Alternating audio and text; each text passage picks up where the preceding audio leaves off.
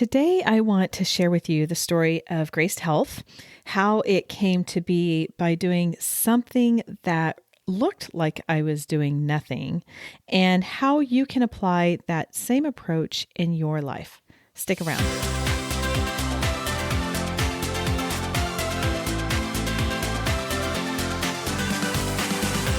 Hey there, I'm Amy Connell, and welcome to the Graced Health Podcast. I'm a certified personal trainer who wants you to know your eating, your movement, and your body don't have to be perfect. You just need to be able to do what you're called to do. This podcast is for women who want simple and grace-filled ways to take care of themselves and enjoy a little chocolate in the process. And speaking of chocolate, this is releasing the Tuesday after Easter, and there's probably some chocolate in your house.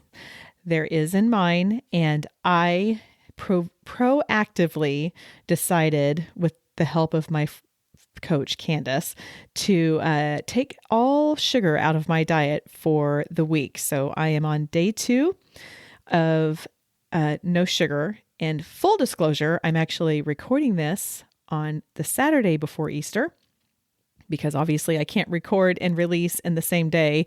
At least I can't. Maybe other people can. So I'm willing myself. Like I'm naming it, and I'm going to say that it's going to be true. So someone hold me accountable that I have not yet had sugar on the Tuesday after Easter. So I'm going to try my hand at making a carrot cake. If that works well, I'll post it somewhere. So I'm going to have some sugar on Sunday. Sorry, Candace, but starting Monday through Friday, no white stuff, no added sugar. So we will see, but I'll definitely be staying away from the chocolate this week.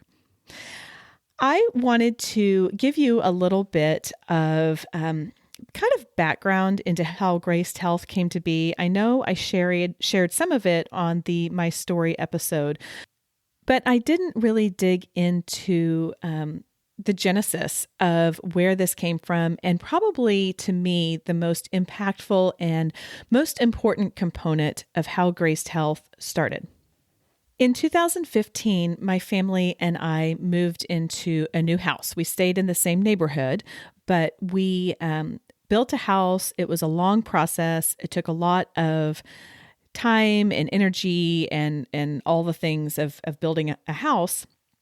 And we moved in, and this was, the house that we wanted to finish raising the kids in. And we put so much thought and intentionality into it.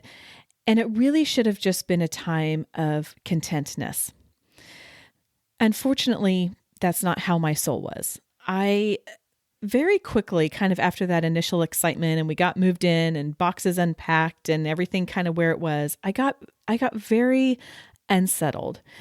And, I wouldn't say it was depression, or any kind of a mood disorder, but I just knew there was something that was not right in my world. I was, I found myself crying at some times and maybe short with my family members. And just all in all, I knew that God, I don't even know that I knew that God wanted me to do something. All I knew was I didn't feel right, and I didn't feel like my normal Amy. So we moved in August, and then my Bible study started back up in September like we had been. And instead of doing a particular study, we just watched some videos from various conferences. And I think it was just maybe the second time in, maybe the third, we watched a video. I believe it was from one of the IF gathering conferences that Jenny Allen puts on.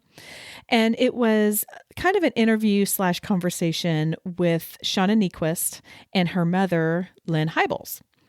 Lynn shared her story of being a pastor's wife, a mom. I think she was the director of one of the ministries at their church, and just all the things that go along with being all of these roles. She has a pretty broad story that goes along with this, so I will shorten it a lot.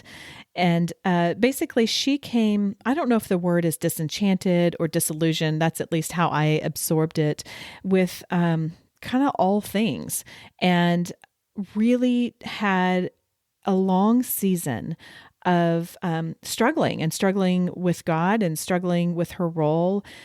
She shared that she almost didn't even have the energy to pray, and I think was in such a tough place that she just wasn't really in that space where she felt like she could or wanted to pray.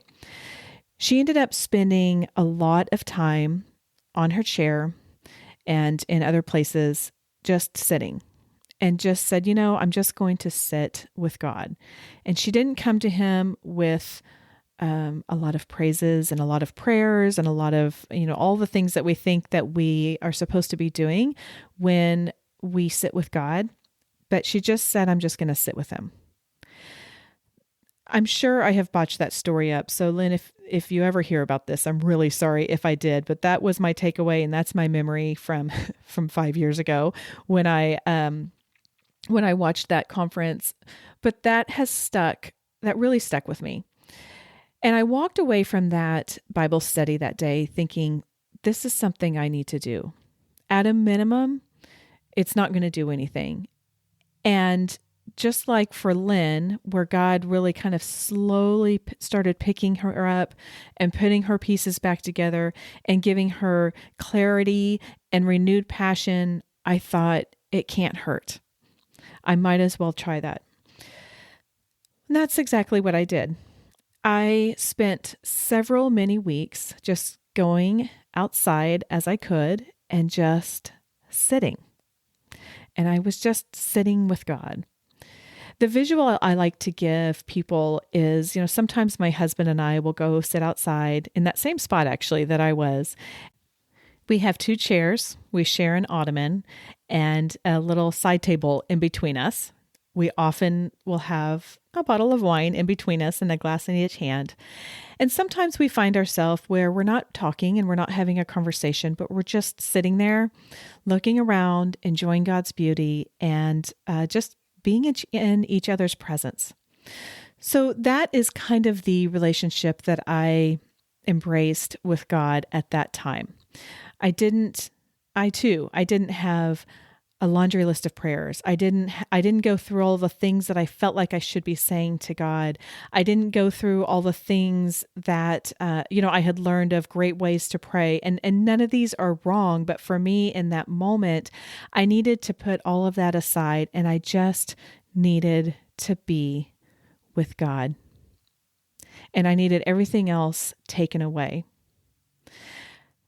Now, this is 5 years later, and I realize now this is somewhat, I think, a form of maybe meditation. Elizabeth Barber on last week's podcast was talking about praying and meditation, how praying is you talking to God and meditating is hearing what God has to say to you. I think that's a great way of looking at it. I'm sure God talks to us. I know God talks to us in a lot of different ways, but taking that space and just clearing it away was really impactful to me. And the reason it was impactful is after several weeks of really giving God my time and nothing else, I just started hearing little bitty whisperings of right. And it was the WRITE, not RIGHT, just to be clear. Because as I say that, I'm like, oh, you don't know which one I'm saying. I'm saying right, WRITE. As I started listening to that, and at first I was like, God, no, you have been telling me to do this for several years, and that's not a good idea. I had previously several people say, you should blog. And this was, more 12, 13, 14, when blogging was a little bit more widely read. And my response always was, the world does not need another health and fitness blogger. I mean, talk about a saturated market. I am not going to do that. And so that's what I told God. I was like, oh, no. The world does not need another health and fitness blogger. I am not going to do that. And he said, oh, but you are, and you're going to talk about it in a different way. And you're going to talk about how we can't take care of our health and our body without realizing why I want you to. And so that's really, you guys have heard the mission. I won't get into all of that, but we take care of our body so we can do what we're called to do. All of that came from that quiet moment in the presence of God without any other agenda. Now, you may hear me say this, and I can tell you that that time is so precious and cherished to me, and I'm so glad that I just followed that instinct. And you might hear that and think, well, I'm sure she still does that every day. And my response to that is, I don't. I don't. I don't know why I don't, to be honest. I was kind of giving a little bit of thought to that. And I think a lot of it is I am a doer. I am a checklist maker. I like productivity. In fact, my sons and I had some conversations about homeschooling because we are in the middle of homeschooling right now. Now, thankfully, I'm not really doing any schooling, but I said, you've got to show me what you're working on. Like, show me the pieces of paper that you're doing for algebra. Because I need to see that you have been productive. I really like productivity. You know what doesn't feel productive? Sitting outside. And again, not even getting that prayer time in, not even going through the, gosh, God, thank you for this. And I praise you for your creation. I mean, like none of that. That does not feel productive to me. That is an issue that I have and I am working on it. But that's one reason why I don't know why I just don't go out doing that. And then I will also say, especially having my people home, I feel like it looks like I'm a little worthless. And again, part of my DNA is not being worthless and being productive. I like to do things. I like to get things done. And it doesn't always feel like I'm getting things done, even though I know I am. Now, I don't know why I'm not consistent about this. I always leave that. It's feeling like I have just done like a really gentle mobility class, which if you've done any of those mobility classes with me on Facebook Live, you know what I'm talking about. Like your body feels so good while you're doing it. It's funny. I get a lot of, sorry, I'm going on a tangent here. You know, I do this. I have gotten a lot of people communicating with me either individually or on the videos. And they're like, thank you so much. I feel so good about that. But the funny thing is, I don't have as many people participating on those mobility days. Now, maybe it's just a function of being Friday, but I think there's a lot of us out there who feel like if we are not sweating and breathing hard and have sore muscles, then we have not been productive in our workouts. So I guess for me, sitting outside is kind of like a mobility workout where I know I feel so good after it and I just feel more centered and I feel like I have just had really great quality time with God and I need to do it more often, but I don't always need to. It quiets my mind. It gives me that intentional time with Him. And do I get a directive? Do I get a calling out of every single time that I sit with Him? No, I don't. But I feel like He replenishes my soul. He renews me. He renews my mind. He renews my spirit. And it enables me to go out and do the things that I need to be doing.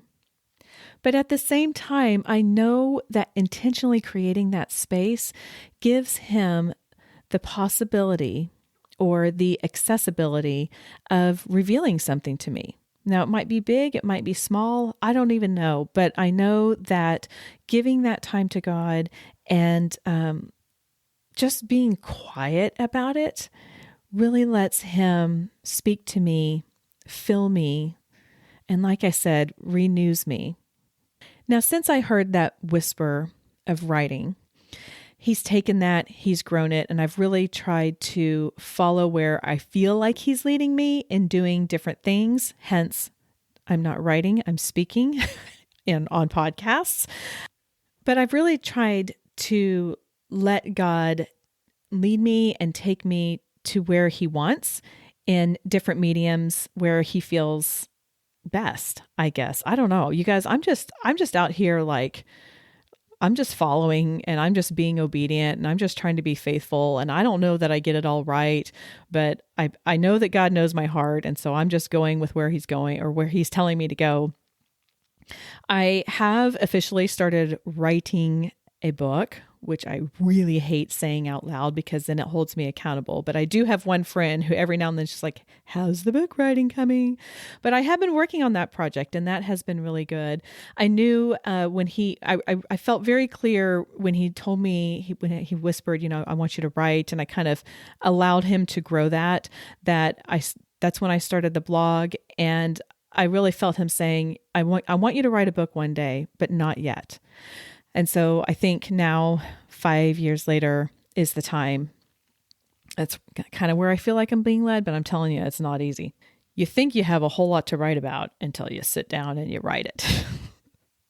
As the Lenten season comes to an end, and we had the events of Passion Week and Good Friday and Easter, you may be thinking, okay, well, what's next? Or, okay, I'm going back to where I normally, what I normally do. And sometimes we have a tendency just to kind of go back to whatever our normal life is after the Lenten season.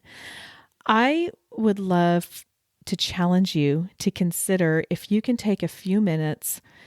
I'm not even going to say every day, maybe once a week, maybe a couple times a week, wherever you feel led. And I invite you to go sit with God, because I'm sure he's inviting you as well. And again, you don't have to tell him all the great things of why you love him. He knows you love him. You don't have to have all of the prayers and all of the right things to say. Just sit in his presence, enjoy being with God, and see what he may reveal to you. You never know. You might be on a podcast one day. Okay, sorry. I probably shouldn't have made it all fun. I get a little uncomfortable with seriousness sometimes.